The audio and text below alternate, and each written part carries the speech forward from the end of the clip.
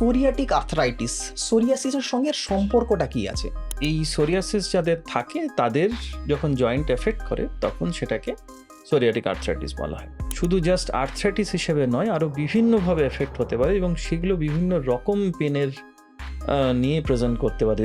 যেখানে মাসেলগুলো বোনসের সাথে লাগছে সেই জায়গাগুলোতে একটা ইনফ্লামেশন হতে পারে, সেগুলোকে ডাক্তারি ভাষায় বলা হয় এনথেসাইটিস। ট্যাকটিলাইটিস বলে একটা জিনিস হয়, যেখানে পুরো একটা আঙুল হাতের বা পায়ের হঠাৎ করে পুরো আঙুলটা ফুলে মোটা হয়ে গেল। এছাড়া আর কোথায় কোথায় এফেক্ট করতে পারে? অনেকের ধারণা থাকে এগুলো ছোঁয়াচে রোগ। সোরিয়াসিস চোখ এফেক্ট করার একটা ভীষণ টেন্ডেন্সি থাকে, যেটাকে ইউভিয়াইটিস বলে। সোরিয়াসিসে গাট এফেক্ট করতে পারে, মানে কোলাইটিস হতে পারে। সোরিয়াসিসে তোমার নোক এফেক্ট করতে পারে ভীষণভাবে।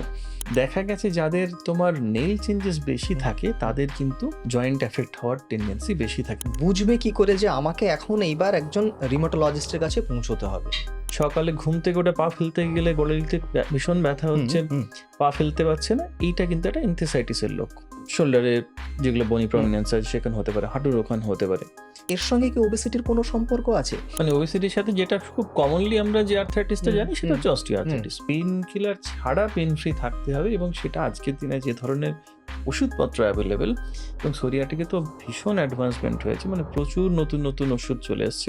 এই যে ওষুধগুলো রিউমাটোলজিতে ইউজ হয় তাদেরকে এক কথায় বলা হয় ডিমার্স, মানে disease modifying anti rheumatic drugs. এই ওষুধগুলো খেয়ে কিন্তু মানে আজ থেকে খেতে শুরু করলে কাল থেকেই ব্যথা কমে যাবে এরকম চান্স মোস্ট অফ দ্য ওষুধে নেই। তো এই সোরিয়াটিক আর্থ্রাইটিসটা যাতে ভালো থাকে তার জন্য আপনার কি টিপস থাকবে? ভালো থাকার প্রথম ধাপ তো সবসময় বলে আসি,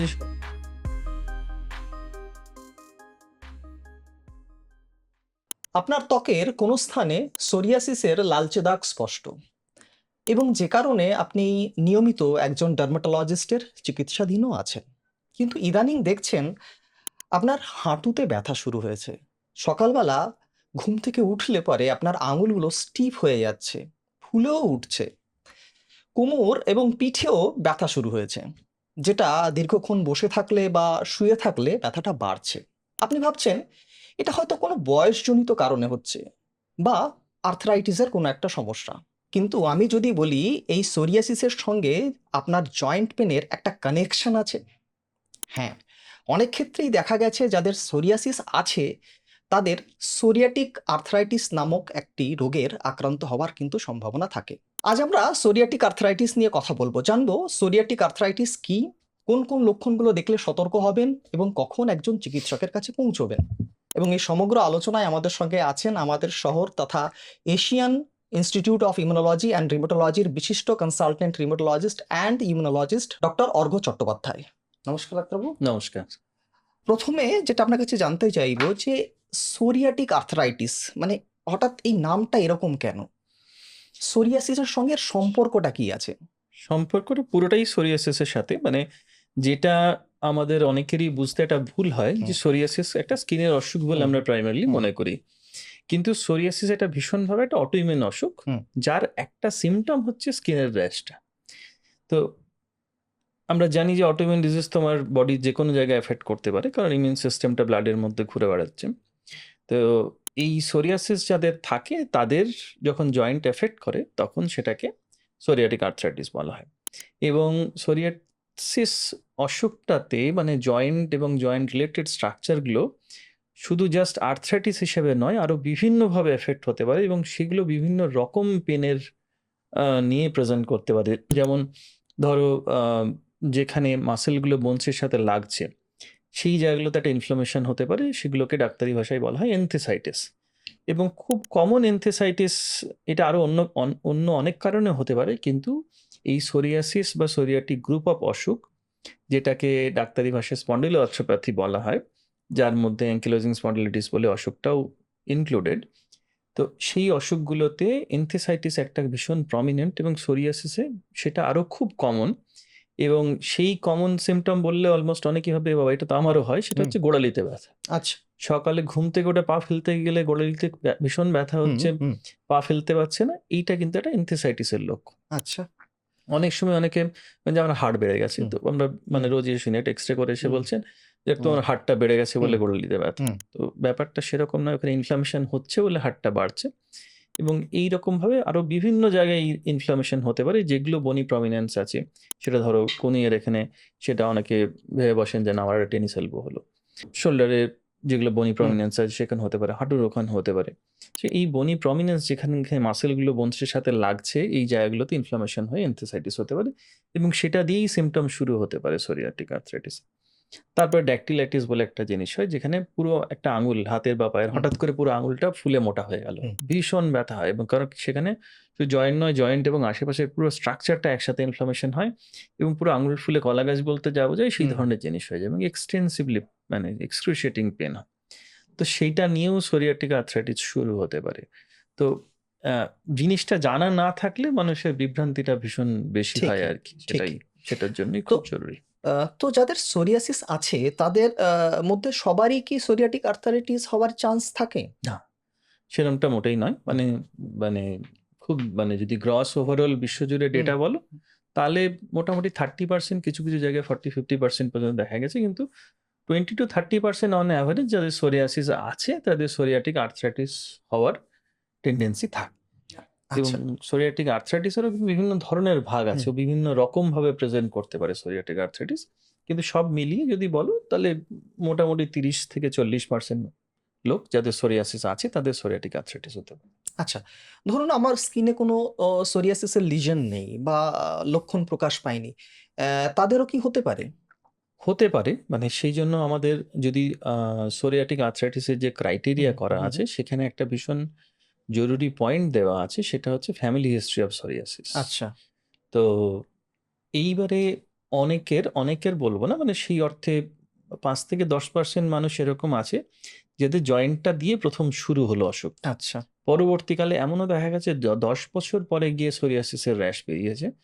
ইনিশিয়াল 10 বছর বিভিন্ন ধরনের জয়েন্ট সিমটমস তার হচ্ছিল, এবং সেগুলো অনেক ক্ষেত্রে এই এনথেসাইটিস বলে হুম যেটা বললাম, কারণ হুম এটা খুব মানে কমনলি হয়ে থাকে, হুম এবং ধরো 2 দিন 4 দিন ব্যথার ওষুধ খেলো, সেটা চলে গেল, আবার কিছুদিন পরে হলো। তো যেহেতু সেটা খুব ডেবিলিটেটিং নয় ইন টাইম, হুম সেই জন্য অনেকে সেটাকে ইগনোর করে, যে ঠিক আছে ও তো 2 দিন ব্যথার ওষুধ খেলে চলে যাচ্ছে। এবং অনেকেরই ড্যাকটিলাইটিস দিয়ে শুরু হুম হলো, অনেকের বা অন্য কোনো জয়েন্ট ব্যথা দিয়ে শুরু হলো, এবং সেগুলোর কোনো কারণ খুঁজে পাওয়া যাচ্ছে না সোরিয়াটিকে। সেটা একটা সমস্যা, যার জন্য সোরিয়াটিক আর্থ্রাইটিসের ডায়াগনোসিস ভীষণ ডিলে হয়। আর তো আপ টু 10 বছর পর্যন্ত দেখা গেছে যে আগে স্কিন র্যাশ নেই, হুম জয়েন্ট দিয়ে হুম শুরু হলো, 10 বছর পরে গিয়ে তার সোরিয়াসিসের স্কিন র্যাশ বেরোলো। ওই জন্য ফ্যামিলি হিস্ট্রি যদি খুব স্ট্রং থাকে সোরিয়াসিসের, এবং এই প্যাটার্নটা যদি সোরিয়াটিকের মতো নয়, হুম সোরিয়াটিক আর্থ্রাইটিস একটা প্যাটার্ন আছে, সেই প্যাটার্নে যদি ডিজিজটা হয়, তাহলে আমরা একটা পসিবল সোরিয়াটিক আর্থ্রাইটিস বলে সেটাকে রাখা হয়, ডায়াগনোসিস করা হয় আর কি। আচ্ছা, তার মানে যেটা বুঝলাম যে সোরিয়াসিস শুধু স্কিন নয়, আপনার বোন জয়েন্টকেও এফেক্ট করতে পারে। এছাড়া আর কোথায় কোথায় এফেক্ট করতে হ্যাঁ, পারে? মানে শুধু বোন জয়েন্টও নয়, হুম মানে এটা ওই আবার এটা একটা সিস্টেমিক অটোইমিউন ডিজিজ। হুম সিস্টেমিক অটোইমিউন ডিজিজ বলতে জয়েন্ট যেমন তার একটা এক্সপ্রেশন, এবং জয়েন্ট এবং এই যে এনথেসাইটিস বা ড্যাকটিলাইটিস, যে দুটো কঠিন হুম টার্মিনোলজি হুম বলছি হুম আমরা বারবার, হুম এটাও কিন্তু জয়েন্ট অ্যালাইড স্ট্রাকচার, মানে জয়েন্টের সম্পর্কিত স্ট্রাকচার আর কি।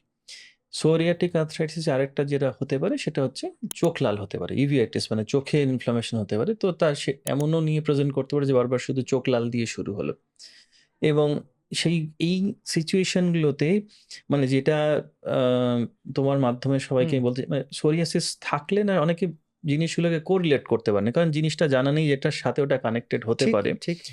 তো এই যে যখন তার একটা ইউভিআইটিস হচ্ছে বারবার, হুম চোখের ডাক্তারবাবুকে যা দেখাতে যাচ্ছেন, সে কোনোভাবেই কোরিলেট করতে পারছে না যে একটা স্কিনের র্যাশটা কোনোভাবে ইম্পর্টেন্ট হতে পারে।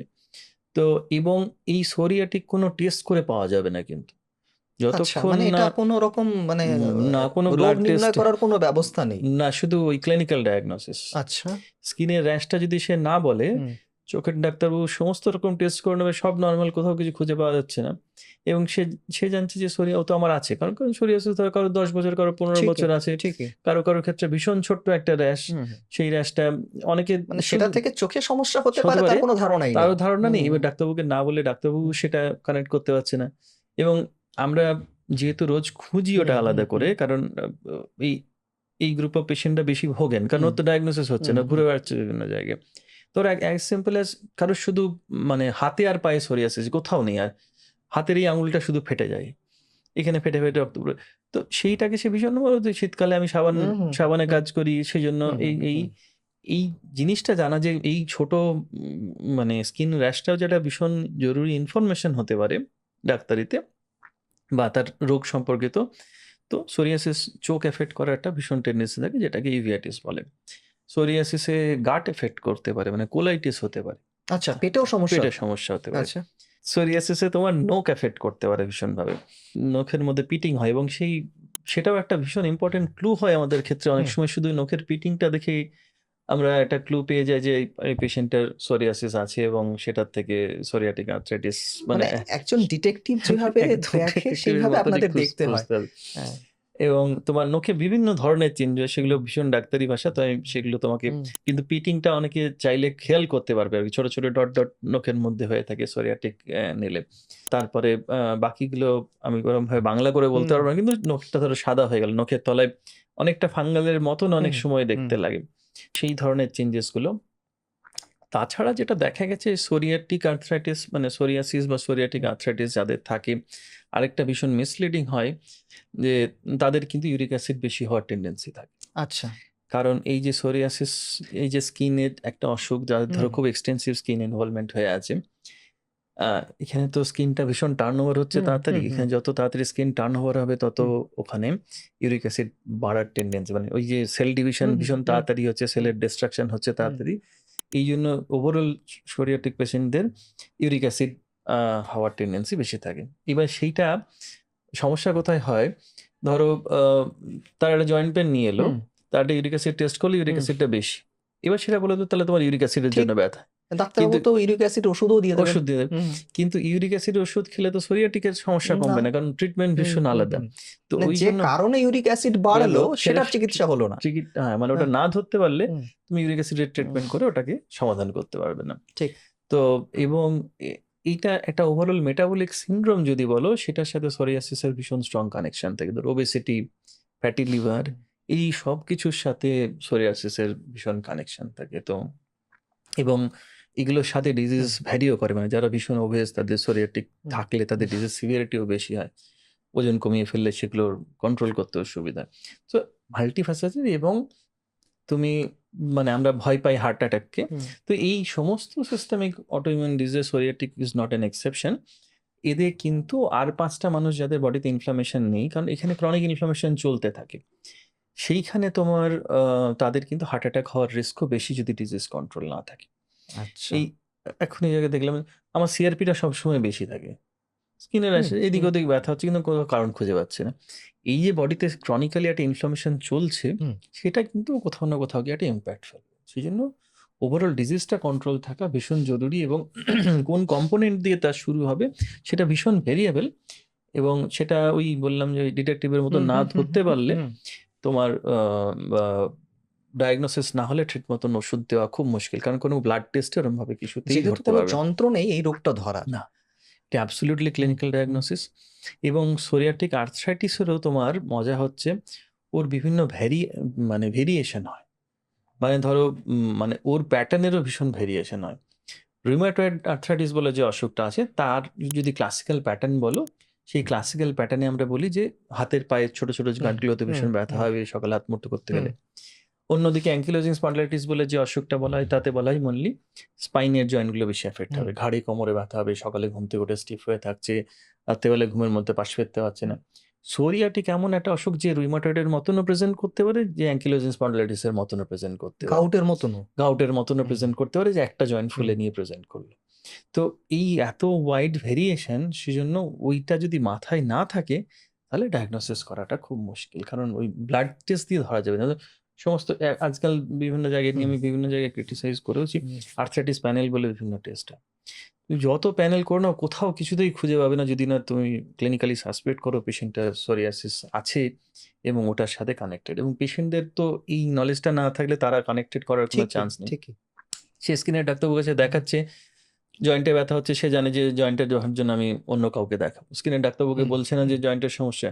যেখানে জয়েন্টের ডাক্তারবাবুকে যে ব্যথার জন্য দেখাতে যাচ্ছে, তাকে বলছে না যে স্কিনের একটা সমস্যা আছে। তো ওটা আবার বলার কি আছে? ও তো হাতে এইটুকু সোরিয়াসিস আছে, ওটাকে নিয়ে আবার বলার কি আছে? ঠিক। এবং এরকম আমরা দেখেছি, আমরা হয়তো দেখতে পাচ্ছি কিনা অবভিয়াসলি হুম, সোরিয়াসিস আছে, তাকে জিজ্ঞেস স্কিনে কোনো সমস্যা?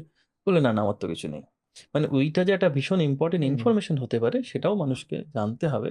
সেটা এবং এই যে মাল্টিফ্যাসেটেড সিম্পটম নিয়ে সেটা প্রেজেন্ট করতে পারে, সেটাও মানুষ অ্যাওয়ার না হলে সেটা ডায়াগনোসিস তাদের ডিলে হবে, আর কিচ্ছু না। ঠিক। আপনি যেমনটা বললেন যে রিউমাটয়েড আর্থ্রাইটিস, গাউট এবং অস্টিওআর্থ্রাইটিস মোটামুটি মোরাললেস একই রকম সিম্পটমস নিয়ে প্রেজেন্ট করে। অস্টিওর সিম্পটম গুলো আলাদা। মানে অস্টিও ধরো মোর অফ এ হাঁটুর জয়েন্ট হুম, বেশি এফেক্ট হুম, করে।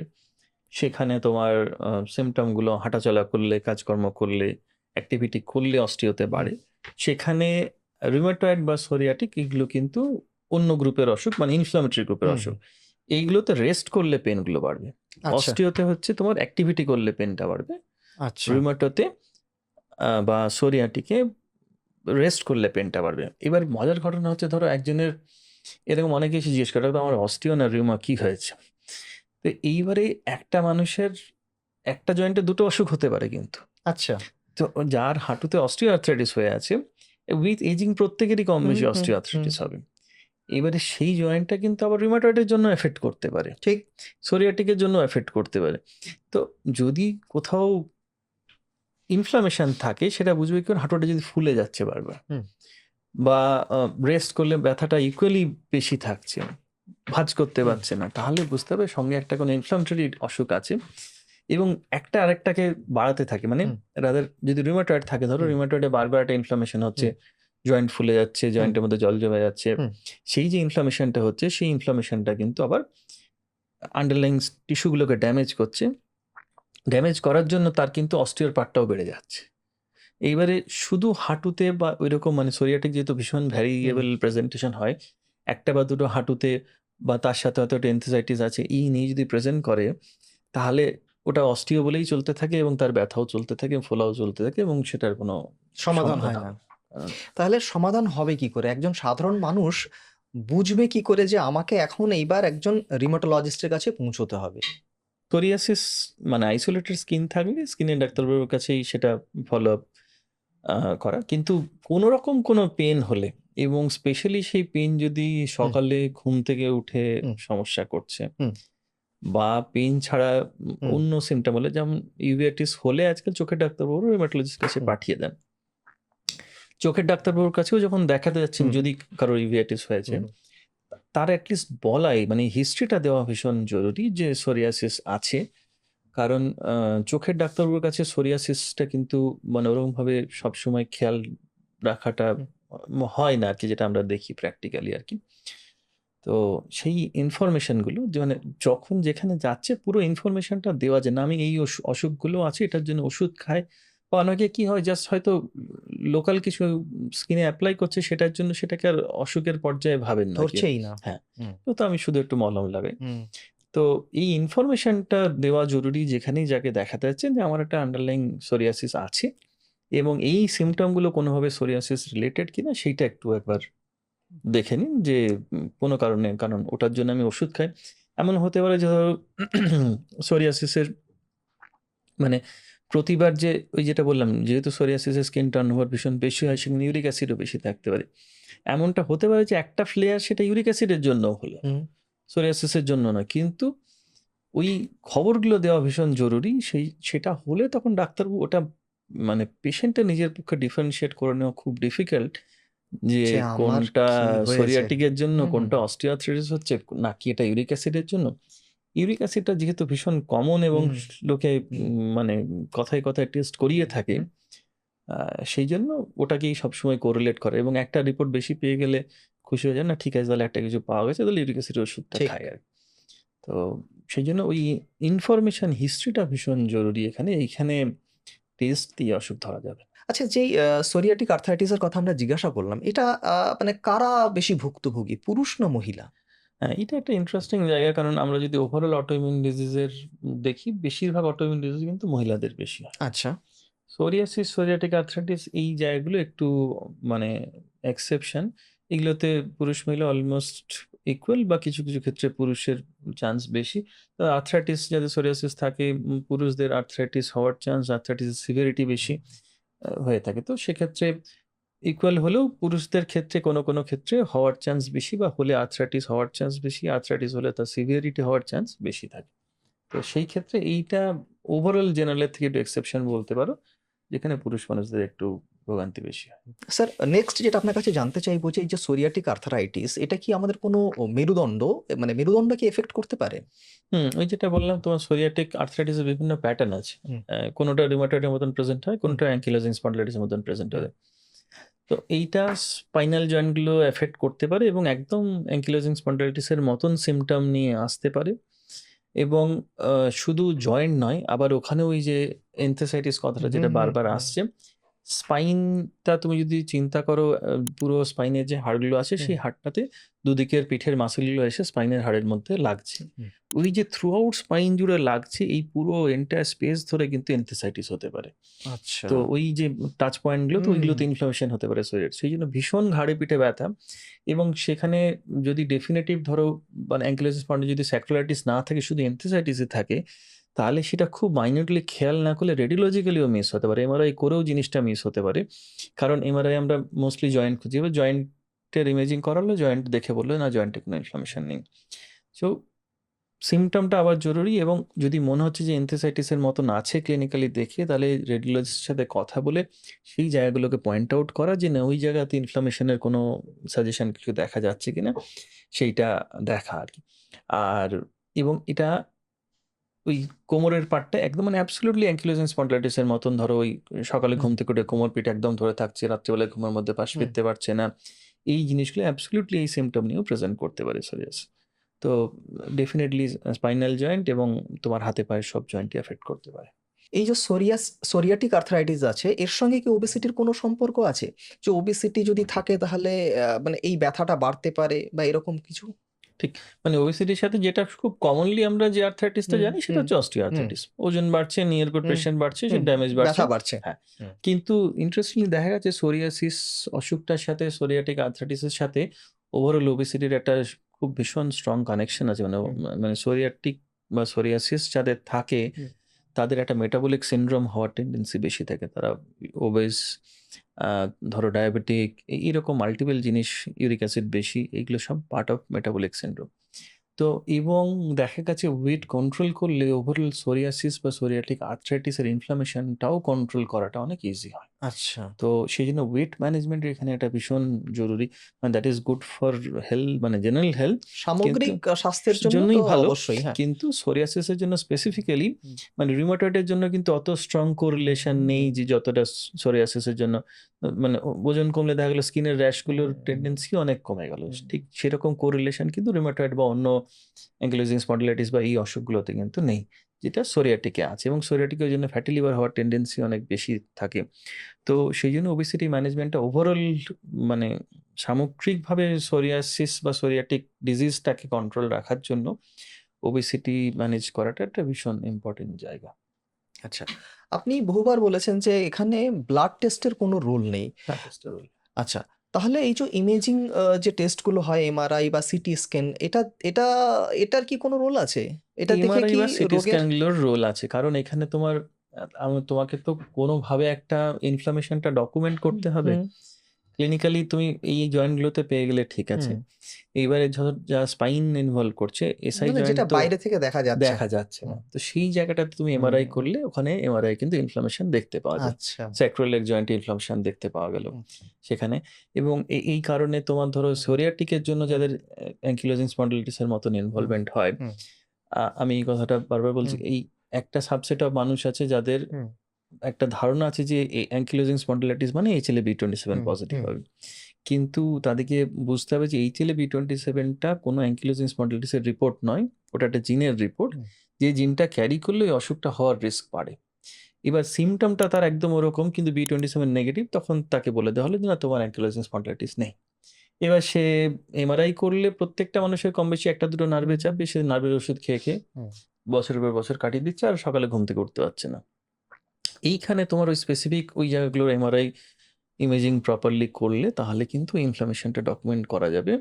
এবং সোরিয়াটিকে এই ঘটনাটা আকছারই ঘটাতে, কারণ সোরিয়াটিকে তো আর কোনো রিপোর্টে তুমি কিছু পাবে না। সো রেডিওলজির একটা এখানে ইম্পর্টেন্স আছে, কিন্তু তোমাকে জানতে হবে কোন জায়গার ইমেজিং করবে, কি ইমেজিংটা করলে তুমি জিনিসটা ধরতে পারবে। যেমন হাতে যেটা হুম, ড্যাকটিলাইটিস বললাম, সেইগুলো ইমেজিং করে ড্যাকটিলাইটিসটাকে ডকুমেন্ট করা যায় যে না এটা ইনফেক্টিভ ড্যাকটিলাইটিস। কেন অনেক সময় টিবিতেও ড্যাকটিলাইটিস হয়। আচ্ছা, একটা আঙুলের আচ্ছা, টিবি হয়ে আচ্ছা, গেল, সে টিবিতে ড্যাকটিলাইটিস হয়। আচ্ছা। সেটা তো তো নির্দিষ্ট একটা আঙ্গুলে হয়। সোরিয়াটিকও একটা আঙুলে হতে পারে। আচ্ছা, একটা আঙ্গুলেই। হ্যাঁ, সেটাকে ড্যাকটিলাইটিস আচ্ছা, বলে। মানে একটা আঙুল হঠাৎ করে ফুলে ফুলে গেল। গেল, হুম, সেটা হচ্ছে ড্যাকটিলাইটিস। হুম, সেটা টিবিতে হয়ে থাকে, কিছু, কিছু ক্ষেত্রে ইউরিক অ্যাসিডে, এবং সোরিয়াটিক এই হুম, গ্রুপ অফ হুম, অসুখটাতে হয়ে থাকে। তো সেটা ইমেজিং করলে মানে আমাদের তো মেইন পয়েন্টটা হচ্ছে এটা একটা ইনফেকশনের জন্য হয়েছে নাকি এই অটোইমিউন ডিজিজের হুম। জন্য হয়েছে। কারণ দুটো ট্রিটমেন্ট একদম আকাশ পাতাল আলাদা, তফাৎ। একদমই। তো সেই জায়গাটাকে ডিফারেনশিয়েট করা জরুরি। সেখানে ইমেজিং এর একটা ভীষণ রোল আছে। ওইটা ডকুমেন্ট করার জন্য যে না এটা ইনফেকশনের কোনো সাজেশন নেই, এটা ইনফ্লামেশনই হয়ে আছে পুরোটা। তো সেই পার্টটাতে ইমেজিং এর একটা রোল আছে, কিন্তু খুব স্পেসিফিক প্রিসাইজ ইমেজিং যেগুলো থেকে তোমার বলে দেওয়া যাবে যে না ওখানে ইনফ্লামেশনটা আছে, এবং এই ইনফ্লামেশনের প্যাটার্নটা এই গ্রুপ অফ অসুখের যে প্যাটার্নে থাকে সেই প্যাটার্নের সাথে যাচ্ছে। এরপর যেটা জানতে চাইবো সেটা হচ্ছে ধরুন আমার সোরিয়াসিস আছে, আমি এটা খুব ভালোভাবে নিয়ন্ত্রণ করে রেখেছি। তাহলে কি আমার সোরিয়াটিক আর্থ্রাইটিস হতে পারে? হতে পারে, কিন্তু তুমি মানে নিয়ন্ত্রণ করে রেখেছো ইন দ্য সেন্স, মানে যদি ওষুধ খেয়ে হুম, নিয়ন্ত্রণের কথা হুম, বলো, হুম, ওষুধ না খেয়ে নিয়ন্ত্রণ, হুম, মানে এই অসুখগুলোর না একটা ফিজিক ভ্যারিয়েশন হয়। ধরো সোরিয়াসিস যাদের আছে তারা জানে যে স্কিনের র্যাশটা হুম, হয়, এবং সিজনাল হুম, ভ্যারিয়েশন হুম, আছে, হুম, যেমন কারো কারো বর্ষাকালের সময় স্কিনের হুম, র্যাশটা হুম, বাড়ে, শীতকালে। এবারে এই যে বিভিন্ন সিজনে হুম, হচ্ছে এবং বাকি সময়টা হুম, ভালো হুম, থাকছে, সে হুম, ভাবলে হয়তো ভীষণ বাকি সব জিনিস মেনটেন করছে হুম, বলে সে হুম, ভীষণ ভালো আছে, সেটা ডেফিনেটলি রোল আছে। কিন্তু এই যে বারবার ফেরত আসছে তার মানে কিন্তু ডিজিজটা কন্ট্রোল নেই। মানে এইগুলো কিন্তু আলাদা আলাদা অসুখ নয় যে স্কিনটা আলাদা অসুখ, জয়েন্টটা আলাদা অসুখ, এগুলো আলাদা আলাদা হুম। অসুখ নয়। তো একটা ইমিউন ডিসরেগুলেশন হয়ে আছে, ইমিউন সিস্টেমে একটা সমস্যা আছে, সেই সমস্যার একটা এক্সপ্রেশন হিসেবে স্কিনটা ম্যানিফেস্ট করছে, একই সিস্টেমের জয়েন্ট, জয়েন্ট ম্যানিফেস্ট করছে, কখনো চোখেও। চোখ করছে, কখনো হুম, কোলাইটিস হুম, হচ্ছে। হুম, তো ডেফিনেটলি যদি মানে অসুখ কন্ট্রোল থাকে হুম। তাহলে সবটাই কন্ট্রোল থাকবে। সেটা তুমি আচ্ছা। যদি মানে ওষুধপত্র খেয়ে যদি কারো স্কিন ভীষণ কন্ট্রোল থাকে, হুম, তাদের ওভারঅল এইবারে ডিপেন্ড করে তোমার সিভিয়ারিটির উপর। কারোর ধরো অসুখের সিভিয়ারি ভীষণ অ্যাগ্রেসিভ। হুম, তো সেক্ষেত্রে তাদের যে ওষুধটা শুধু স্কিনটাকে কন্ট্রোল করতে সামর্থ্য, হুম, সেটা নাই হতে পারে যে পুরো জয়েন্টের ব্যাপারটাকে কন্ট্রোল করতে পারবে, বা কোলাইটিসটাকে কন্ট্রোল করতে পারবে, বা ইভিএটিসটাকে কন্ট্রোল করতে পারবে। যে এইগুলো সব একেকটা মাত্রা এড করে হুম, আরকি। যে না সোরিয়াটিক স্কিন আছে, সেইজন্য আমরা এরকমভাবে বলা হয় যে সোরিয়াসিসের কি, কি অর্গান, মানে ইন দ্যাট ওয়ে বলা হয় কি, কি অর্গান ইনভলভ আছে। হুম। যে psoriasis skin as a organ আছে, জয়েন্ট অ্যাজ এ অর্গান আছে, আই অ্যাজ এ অর্গান আছে, কোলন অ্যাজ এ অর্গান আছে কিনা। তো এইভাবে, এবং নেইলটাকেও আলাদা করে ইম্পর্টেন্স দেওয়া হয়। সো নেইলের যেটা আলাদা আপনি করে, বললেন হ্যাঁ, আগেই। হ্যাঁ। নেইলের আলাদা করে অ্যাসেসমেন্ট করা হুম। হয়। সেখান থেকে সিভিয়ারিটি অ্যাসেস করা হয় নেইল থেকে।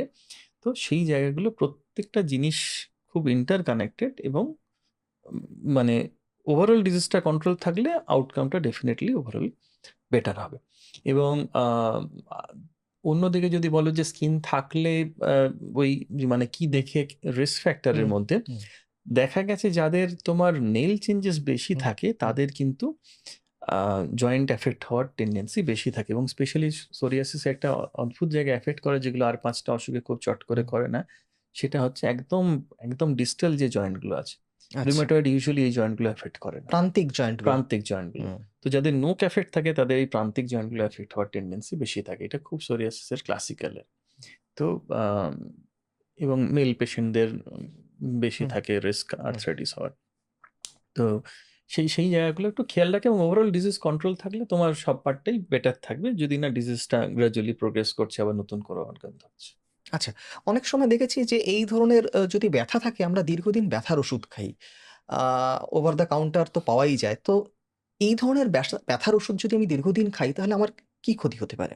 ব্যথার ওষুধ দীর্ঘদিন খেলে যা ক্ষতি হওয়ার তাই হবে, মানে কিডনিটা খারাপ হতে পারে। হুম, মানে যেটা বুঝতে হবে, কিছু, কিছু ব্যথার ওষুধ আছে যেগুলোতে অ্যান্টি ইনফ্ল্যামেটরি প্রপার্টি হুম, হুম, আছে। হুম, আ যেগুলোকে আমরা NSAIDs বলি হুম, আরকি, হুম, নন স্টেরয়েডাল হুম, অ্যান্টি ইনফ্ল্যামেটরি মেডিসিন। তো এই NSAIDs গুলো খেলে ইনিশিয়াল রেসপন্স খুব ভালো। হুম, কারণ সেগুলো যেহেতু অ্যান্টি ইনফ্ল্যামেটরি প্রপার্টি আছে, সে ইনফ্লামেশনটা ঝপ করে কমিয়ে দিচ্ছে। সে জয়েন্টের ব্যথা বলো, এনথ্রাইটিস বলো, ব্যাক পেইন বলো, খুব রিলিফ পাচ্ছে। কিন্তু বুঝতে হবে যে NSAIDs কিন্তু সেই অর্থে ডিজিজ মডিফাইং ক্যাপাসিটি নেই। এই যে ওষুধগুলো রিউমাটোলজিতে ইউজ হয় তাদেরকে এক কথায় বলা হয় ডিমার্টস, মানে disease modifying anti rheumatic drugs. এদের ক্যাপাসিটি আছে আন্ডারলাইং ইমিউন সিস্টেমটাকে, যে ডিসরেগুলেশনটা হয়ে আছে সেইটাকে কন্ট্রোল করার। সেই জন্য এই ওষুধগুলো খেয়ে কিন্তু মানে আজ থেকে খেতে শুরু করলে কাল থেকেই ব্যথা কমে যাবে এরকম চান্স মোস্ট অফ দ্য ওষুধে নেই। তাদের একটা নির্দিষ্ট টাইম খেতে হবে, বডিতে ব্লাড লেভেল তৈরি হবে, সে গিয়ে সেলুলার স্ট্রাকচারের মডিফিকেশন করবে, তবে গিয়ে তোমার অসুখটা কন্ট্রোল হবে। যেটা তোমার এনসেডে কিন্তু উল্টো, ও যখন খাবে 2-3 ঘন্টা পরে যতক্ষণ খাবেন তার 2 ঘন্টা পর্যন্ত আপনার ব্যথাটা নিয়ন্ত্রণে থাকবে। থাকবে, এবং হুম, সেজন্য ওইটা যেহেতু ধরো ইজি হুম, টু ইজিলি হুম, অ্যাভেলেবেল চিপ, হুম, সেই জন্য ইউজ অনেক বেশি। হুম, কারণ লোকে ভাবে যে দীর্ঘদিন ওষুধ খাবো হুম, তাতে আমার ক্ষতি বেশি, কিন্তু আমি ওই জন্য আমার পেশেন্টদের বলি তোমার মানে এটা ইন্টারন্যাশনালিও বলা আছে, মানে তোমার এনসেডের পিল কাউন্ট করে রাখতে। মানে ধরো একজন মানুষ সোরিয়াটিকে ভুগছেন বা অ্যাঙ্কিলোজিং বা হুম, রিউমাটয়েডে ভুগছেন, সে একটা ডিজিজ মডিফাইং ওষুধ খাচ্ছেন, এবং সবাই এসে বলেন যে না বেশি ওষুধ খাবো না, তাহলে সাইড ইফেক্ট ছাড়া হুম, হুম, পৃথিবীতে কোনো হুম, ওষুধ নেই। হুম, কিন্তু এই বেশি ওষুধ না খাওয়ার ভয়ের চক্করে সে দেখলে হয়তো 3 মাস পরে এসে বলল ভীষণ ভালো আছে, হুম, কিন্তু সেই ভালো থাকার পিছনে যদি 30টা ব্যথার ওষুধ লাগে তাহলে সেই ভালো থাকার কিন্তু কোনো মানে নেই। ঠিক। তাহলে পেইন কিলার ছাড়া পেইন ফ্রি থাকতে হবে, এবং সেটা আজকের দিনে যে ধরনের ওষুধপত্র অ্যাভেলেবেল, এবং সোরিয়াটিকে তো ভীষণ অ্যাডভান্সমেন্ট হয়েছে, মানে প্রচুর নতুন নতুন ওষুধ চলে এসছে। তো সেখানে তোমার বিনা পেইন কিলারে স্পেসিফিক ওষুধগুলো যেগুলো ডিজিজ মডিফাইং রিউম্যাটিক ড্রাগস গুলো আছে, সেগুলো দিয়ে অ্যাবসলিউটলি নরমাল লাইফ লিড করা যাবে। মানে কোনো কিছুতেই একদম কোনো মানে এনসাইডের দরকার হবে না। মানে সেখানে তুমি আরেকটা অ্যাডিশনাল রিস্ক ফ্যাক্টর বাড়াচ্ছ। তুমি কিডনিটাকে অ্যাট রিস্ক করছো, তুমি হার্টটাকে অ্যাট রিস্ক করছো, যেটা অলরেডি ডিজিজের জন্য অ্যাট রিস্ক। তুমি সেই রিস্কটাকে আরেকটু অ্যাড করলে আর কিছু লাভের লাভ কিছু হবে না। স্যার এই ধরনের চিকিৎসায় আমরা দেখেছি অনেকে স্টেরয়েডের ইউজ করেন। মানে এখন কি সেটার চল আছে নাকি এখনো স্টেরয়েড ইউজ হয় এই ধরনের চিকিৎসায়? যদি স্পেসিফিক্যালি সোরিয়াটিক মানে যেটা হুম, নিয়ে আমরা আজ আলোচনা হুম, করছি, ধরো হুম, সোরিয়াটিক আর্থ্রাইটিসে, হুম, হুম। সোরিয়াটিক আর্থ্রাইটিসে প্র্যাকটিক্যালি স্টেরয়েড ইউজ বন্ধ হয়ে গেছে। আচ্ছা। কারণ এত ভালো, ভালো ডিজিজ মডিফাইং হুম, ড্রাগস পাওয়া যায়, সেখানে সোরিয়াসিসের মানে আলাদা করে স্টেরয়েডের দরকার নাই। স্টেরয়েডের ভীষণ, ভীষণ লিমিটেড ইউজ, ধরো একটা কোনো জয়েন্ট ভীষণ ইনফ্লামেশন হয়ে হুম, আছে, সেখানে জয়েন্টের মধ্যে স্টেরয়েড হুম, ইনজেকশন করলো কেউ, that is different hmm, situation. কিন্তু আদারওয়াইজ ইন জেনারেল আমরা সোরিয়াসিস বা সোরিয়াটিক আর্থ্রাইটিসের জন্য বলি যে স্টেরয়েডটা ইউজ না করতে। কারণ স্টেরয়েড উইথড্রল যখন হয় তখন দেখা যায় যে নর্মাল সোরিয়াসিসগুলো একটা পাস্চুলার ভেরিয়েন্ট অফ সোরিয়াসিস হয়, সেই সোরিয়াসিসে কনভার্ট হয়ে যাওয়ার চান্স থাকে, এবং সেটা অনেক অ্যাগ্রেসিভ, অনেক সিভিয়ার হয়ে যায়। সেজন্য স্টেরয়েডের থেকে সোরিয়াটিক পেশেন্টদের যতটা দূরে থাকবে তত তারা ভালো থাকবে। আচ্ছা, আপনি বললেন স্টেরয়েডের ইউজ এখন আর হয় না। তাহলে এখন মানে বর্তমানে আধুনিক চিকিৎসা কি আছে? মানে সব ভীষণ আধুনিক চিকিৎসা যদি বলো সোরিয়াসিসের, তাহলে সেগুলোকে আমরা বায়োলজিক্যাল থেরাপি বলি। হুম, মানে হুম, সেগুলো ভীষণ টার্গেটেড, মানে হুম, এই প্রত্যেকটা অটোইমিউন ডিজিজের পিছনে একটা করে কি হুম, কেমিক্যাল থাকে, যেগুলোকে ডাক্তারি হুম, ভাষায় হুম, সাইটোকাইন বলা হয়। তো এবং কি পাথওয়ে থাকে, ধরো ওই অমুক পাথওয়েটা খারাপের জন্য এই অটোইমিউন ডিজিজটা হলো, আবার এক্স পাথওয়েটার সমস্যার জন্য আরেকটা অটোইমিউন ডিজিজ হুম। হলো। এখন বিজ্ঞান এই জায়গায় গেছে অলরেডি যে ওই স্পেসিফিক পাথগুলো ব্লক করতে পারে, আচ্ছা। যেগুলোকে বায়োলজিক্যাল থেরাপি হুম, বলে, এবং সোরিয়াসিসে সেই পার্টটা খুব ভীষণ এক্সটেন্সিভ ডেভেলপমেন্ট হুম, হয়েছে। মানে প্রচুর নতুন এই মলিকিউলস এসছে যেগুলো সোরিয়াসিস এবং সোরিয়াটিক আর্থ্রাইটিসকে টেক কেয়ার করে নেওয়ার মতন। সেজন্য মানে ট্রিটমেন্ট অপশন এখন প্রচুর, প্রচুর। এবং এই বায়োলজিক্যাল থেরাপি এবং মানে প্রচুর ওরাল ওষুধও অ্যাভেলেবল হয়ে গেছে এখনকার দিনে, যেগুলো অলমোস্ট বায়োলজিক্যালস এর মতন, মানে ইনজেকশনে আমাদের একটা হিন্ড্রেন্স থাকে আরকি। হুম, তার পিছনে হয়তো বিভিন্ন সোশ্যাল স্টিগমা এবং মেজর যেটা আমাদের মনে হয় সেটা যে কস্ট ফ্যাক্টর কাজ করে। আ একই মানুষ যখন সে ধরো আমেরিকায় চাকরি করছে বা ইউকেতে চাকরি করছে, হুম, সেখানে হেলথ সিস্টেমের মধ্যে ফ্রিতে ইনজেকশন পাচ্ছে, সে ইনজেকশন নিচ্ছে। হুম, ভারতবর্ষে ফিরে এসেই যখন তাকে আউট অফ পকেট কিনতে হচ্ছে, তখন তার মনে হচ্ছে ওষুধটা ভীষণ খারাপ, হুম, ভীষণ সাইড ইফেক্ট হয়ে যাবে। ঠিক। তো কস্ট ফ্যাক্টর একটা ভীষণ ওভারঅল ট্রিটমেন্টের ফ্রিতে পেলে জন্য ঠিক আছে। তো ওই অ্যাকসেপ্টেন্সটা আ আ থাকে না আরকি, এবং সেইটা নিয়ে একটা ভীষণ মানুষের মিথ। কারণ তুমি জানবে যত প্রিসাইজলি তুমি জায়গাটাকে টার্গেট করতে পারবে তত কোলাটেরাল ড্যামেজ কম হবে। ওরাল ওষুধের ঐরকম স্পেসিফিসিটি ভীষণ কম। কিন্তু যেহেতু ওরা অত স্পেসিফিক এবং অত ইফেক্টিভ, সেজন্য তাদের কস্ট অফ থেরাপি একদম, মানে এটা হয়তো মাস গেলে একটা ওষুধ বা হয়তো 2,000 টাকা 3,000 টাকা পড়বে। হুম। বায়োলজিক্যাল যেগুলো মানে ভীষণ অ্যাডভান্স থেরাপি, এমনও ইনজেকশন আছে তোমার মানে হয়তো 2 মাসে 3 মাসে নিতে হবে, কিন্তু single injection will cost something 1,00,000 টাকা। ও মাই তো গড! অনেক কস্ট। সেখানে তোমার কস্ট অফ হুম, থেরাপি একটা ভীষণ হিন্ড্রেন্স হয়ে যায়। কিন্তু সেগুলোরও এখন সুবিধা ইন্ডিয়াতে ভীষণ, মানে সব মলিকুলি প্রোডাকশন হচ্ছে, যেগুলোকে ডাক্তারি ভাষায় বায়োসিমিলার বলা হুম। হয়। তো সেইগুলো প্রোডাকশন হওয়ার জন্য কস্ট অফ থেরাপি এখন ড্রাস্টিক্যালি সবকটারই অনেক, অনেক কমে গেছে। তো সেটা একটা ভীষণ আশার খবর, এবং আশা করা যায় বাকি যেগুলো কস্টলি আছে সেগুলো আস্তে, আস্তে এখানে যখন ইউজ বাড়বে বা এখানে প্রোডাকশন হবে, তখন কস্ট অফ থেরাপি আরো কমে যাবে এবং ইজিলি সবারই কাছে অ্যাভেলেবল হবে। আচ্ছা, এবার যেটা প্রশ্ন থাকবে আপনার কাছে যে এই যে জিনিসটা যেটা একটা অটো ইমিউন ডিজিজ এটা কি পুরোপুরি সেরে যাবে কখনো? এখনো পর্যন্ত মানে এই 2026 এর আগস্ট মাসে বসে হুম। কিওর কথাটা বলতে পারছি না অটোইমিউন ডিজিজের জন্য। এখনো এটা ট্রিটেবল বা ম্যানেজেবল ডিজিজ। যেরকম ডায়াবেটিস, হাইপারটেনশন, হুম। থাইরয়েড বা হার্টের অসুখ বলো, যে যা ওষুধ খেয়ে ভালো থাকার জায়গাটা আছে। তুমি যদি বলো ডিজিজ সিম্পটম থাকবে না, না থাকবে না, সেটা থাকবে না। সেই পার্টটা হুম, কিওর হয়। হুম, কিওর বলতে আমরা বুঝি সেই অসুখগুলো, যেমন টিউবারকুলোসিস। হুম। ৬ মাস ওষুধ খেলে ওষুধ বন্ধ, অসুখ চলে গেল, সব চলে গেল। সেটাকে বাই ডেফিনিশন কিওর বলা হয়। কিন্তু অসুখটার কোনো এভিডেন্স থাকবে না। সেটা স্কিনে থাকবে না, জয়েন্ট থাকবে না, হুম, কোনো সিম্পটম থাকবে না। কিন্তু একটা ওষুধ হোক in the form of tablet, ওষুধ in the form of injection, কিছু একটা তাকে নিতে লাগে। কিন্তু কারণ দেখা গেছে বেশিরভাগ ক্ষেত্রেই যখন রিমিশনে থাকার পরেও বন্ধ করে দেওয়া হয়, কারোর ২ বছর, কারোর ৬ মাস, কারোর ৬ বছর, মানে রিল্যাপস হওয়ার চান্স ভীষণ হাই। তো সেই জায়গাটা এখনো আমরা পার্মানেন্ট কিওর এর কথা আসতে পারছি না। মানে একদমই ট্রিটেবল। তবে ভবিষ্যতে বিজ্ঞান যেদিকে যাচ্ছে, যেরকমভাবে ইমিউন সিস্টেমকে মডুলেট করার মতন নতুন থেরাপির আ জায়গা আসছে, সেক্ষেত্রে ভবিষ্যতে হয়তো এমন কিছু বেরিয়ে যাবে। হয়তো একটা সিঙ্গেল ইনজেকশন নিতে হবে, যে ইনজেকশনটা নিলে মানে কনসেপ্ট আসছে যে ইমিউন সিস্টেমকে রিসেট করা যাবে আরকি। যেমন ফোনের আচ্ছা। রিসেট হুম, হয়, হুম। সেরকম ইমিউন সিস্টেমকে রিসেটিং করা যাবে। সেটা ওই মানুষেরই কোষ নিয়ে এসে সেটা জেনেটিক্যালি ইঞ্জিনিয়ার করে আবার তার মধ্যে ঢুকিয়ে দেওয়া হবে। সেই কোষ বডিতে গিয়ে ইমিউন সিস্টেমে যেখানে যা গোলমাল আছে সেগুলোকে ঠিক ছাড়িয়ে করে দেবে। ফেলবে। তো সেই জায়গায় বিজ্ঞান যাচ্ছে। কিন্তু এখনো দাঁড়িয়ে সেটা বলতে পারছি না যে আ এভেইলেবল হয়েছে বলে। তো হয়তো হয়ে যাবে কোনদিন। কিন্তু চিকিৎসার মাধ্যমে এটাকে পুরোপুরি ম্যানেজ করা হ্যাঁ, সম্ভব। হ্যাঁ, যেমন অ্যাবসোলিউটলি, আজকালকার অ্যাবসোলিউটলি। দিনে হাইপারটেনশন বা ডায়াবেটিসটাকে আমরা ম্যানেজ করে অ্যাবসোলিউটলি, রেখেছি। হ্যাঁ, সেটা নিয়ে কোনো অসুবিধা নেই। মানে সে একদম নরমাল লাইফ লিড করবে, কোনো অসুবিধা নেই। যেমন যেমন একটা মানুষের থাইরয়েডের ওষুধ হুম, খাচ্ছে, হুম, সুগারের ওষুধ খাচ্ছে, হুম, প্রেশারের ওষুধ খাচ্ছে, সেরকমভাবে ওষুধ বা ইনজেকশন যে যেটা প্রেফার করে। অনেকে ইনজেকশন প্রেফার করে যারা অ্যাফোর্ডিং। হুম, কারণ ধরো এমনও ইনজেকশন যে ৩ মাসে একটা শট নিলে হয়ে যাবে, আর হুম, কিছু করতে হুম, হবে না। যে ভীষণ ট্রাভেল করে সে একটা শট নিয়ে নিল, রোজকার মনে করে সকাল বিকেল হুম, ওষুধ খাওয়া, সেই হুম, ঝামেলার হুম। মধ্যে সে যেতেই চায় না। সে একটা শট নিয়ে নিল, অ সেটা নিয়ে একদম নরমাল লাইফ লিড করছে। তো সেই জায়গাগুলো মানে আমরা এতদূর পৌঁছেছি, এবং যেরকম ভবিষ্যতে প্রেডিকশন বা যেরকম রিসার্চ চলছে এই মুহূর্তে, তাতে কিওর হয়তো মানে হয়তো ১০-১৫ বছরে মানে বেশ কিছু অটোইমিউন ডিজিজ কিওরের জায়গায় চলে যাবে আরকি। আচ্ছা। তো এই সোরিয়াটিক আর্থ্রাইটিসটা যাতে ভালো থাকে তার জন্য আপনার কি টিপস থাকবে?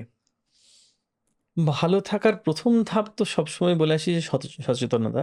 মানে জিনিসটা জানতে হবে যে এই অসুখটা হচ্ছে এবং এটার সাথে এটা কানেক্টেড, এবং সেই মতন পরামর্শ নিলে, ওষুধপত্র খেলে আ সেই অসুখের পার্টটা যত কন্ট্রোলে থাকবে, তত তোমার লং টার্মে একদম সব দিক থেকে ভালো থাকতে পারবে। তো আর যেকোনো অসুখেরই ধরো ২ টো কম্পোনেন্ট থাকে। মানে চিকিৎসার তো একটা আ ওষুধ, আরেকটা হচ্ছে লাইফস্টাইলের কম্পোনেন্ট। তো যেহেতু এটা আমরা আলোচনা করলাম যে এখানে একটা মেটাবলিক হুম, সিনড্রোম, হুম, হুম, ওবেসিটির একটা হুম, স্ট্রং কানেকশন আছে। সেখানে লাইফস্টাইলের একটা বিশাল রোল। স্ট্রেস ফ্যাক্টর একটা ভীষণ ইম্পোর্টেন্ট জায়গা। মানে স্ট্রেস হুম। কিন্তু খুব স্ট্রংলি কানেক্টেড সোরিয়াসিসের স্কিন র‍্যাশ বেরিয়ে যায়। তো আ সেই জায়গাগুলো যতটা ম্যানেজ করতে পারা যাবে, এবং সেটা সায়েন্টিফিক্যালি প্রুভেন যে স্ট্রেস থাকলে বিভিন্ন অটোইমিউন ডিজিজ বাড়ে। সোরিয়াসিসকে ভীষণ স্ট্রং কোরিলেশন আছে। তো সেইজন্য লাইফস্টাইল ফ্যাক্টর গুলো ভীষণ ইম্পোর্টেন্ট। স্মোকিং এভয়েড করা, আ একটু রেগুলার এক্সারসাইজ হুম, করা, যাতে ওভারঅল ওবেসিটি, মেটাবলিক সিনড্রোম এই পার্টটা যতটা কন্ট্রোলে রাখা যায়। এবং স্ট্রেস কিন্তু মানে শুধু কাজের প্রেশার নয়, একটা সোশ্যাল আ এম্বারাসমেন্ট এর জায়গা অনেক সময় তৈরি হয় যাদের খুব এক্সটেনসিভ সোরিয়াসিস স্কিন হয় আরকি। ধরো মাথায় এক্সটেনসিভ হয়ে আছে, হুম, কনস্ট্যান্টলি ওই হুম, স্কেলগুলো পড়ছে গায়ে এবং হুম। সেটা মানে একটা অফিসে embarrassing ইয়েতে একটা একটা situation. এম্বারেসিং জায়গা হয়। হুম, অনেকে বাইরে বেরোতে হুম, ভয় পান যে কি বা গায়ে হুম, হাত পায়ে পুরো এক্সটেন্সিভ হয়ে গেলে হুম, তখন সেই জায়গাগুলো থেকে মানে সেগুলো একটা স্ট্রেসের ট্রিগার করে আর কি। এবারে যত মানুষের অ্যাওয়ারনেস বাড়বে, কারণ অনেকের ধারণা থাকে এগুলো ছোঁয়াচে রোগ। তো আচ্ছা। সেই জায়গাটার থেকে যত মানুষ অ্যাওয়ার হবে যে সোরিয়াসিস, এবং বাড়ির লোক অনেক সময় জিজ্ঞেস করে হুম, যে আমার সোরিয়াসিস আছে, মানে ছুলে হুম, বাড়ির লোকের হয়ে যাবে, যেমন ফাঙ্গাল ইনফেকশন ছুলে হয়ে যায়। হুম, ধরো কারো একটা ফাঙ্গাল ইনফেকশন তার সাথে লাগলো, হুম, সেটা ছুলে আরেকজনের হলো। কিন্তু স্কেবিস ছুলে আরেকজনের হলো, স্কিনের অসুখ হিসাবে যখন ধরছে, কিন্তু এটা বুঝতে হবে অটোইমিউন ডিজিজ এটা ছুঁয়ে ওখান থেকে ট্রান্সফার হওয়ার কোনো চান্স নেই। ছোঁয়া মানে যেহেতু স্কিনের অসুখ ছোঁয়াচে অনেক সময় হয়ে থাকে, সেই জন্য একটা সোশ্যাল হিন্ড্রেন্সও থাকে। তার সাথে লোকজন ধরো মেলামেশা কম, হুম। কথাবার্তা কম, দূরে, দূরে রাখা। তো সেগুলো একটা অ্যাড অন স্ট্রেস ফ্যাক্টর হিসেবে কাজ করে। সেটা সোসাইটি যত অ্যাওয়ার হবে অসুখগুলো সম্বন্ধে, তত মানে যারা লিভিং উইথ সোরিয়াসিস এবং সোরিয়াটিক আর্থ্রাইটিস তাদের লাইফটা ইজি হবে। থ্যাংক ইউ সো মাচ ডাক্তারবাবু, এত সুন্দর করে সমস্ত প্রশ্নের উত্তর আপনি দিলেন। এরপরও যদি আপনাদের কোনো প্রশ্ন বা জিজ্ঞাসা থাকে, যেমনটা বলি আমি, যে কমেন্ট বক্সে লিখে জানান বা মেইল করে দিন, আমরা চেষ্টা করব তার উত্তর দেওয়ার। এছাড়াও একটি নাম্বার আমরা ডেসক্রিপশন বক্সে দিয়ে রাখছি, যদি আপনাদের কখনো প্রয়োজন হয় আপনারা কিন্তু নিঃসন্দেহে নিঃসংকোচে যোগাযোগ করে নিতে পারেন। আজ এ পর্যন্তই, আবার দেখা হবে অন্য কোনো দিন অন্য কোনো এপিসোডে। নমস্কার। নমস্কার।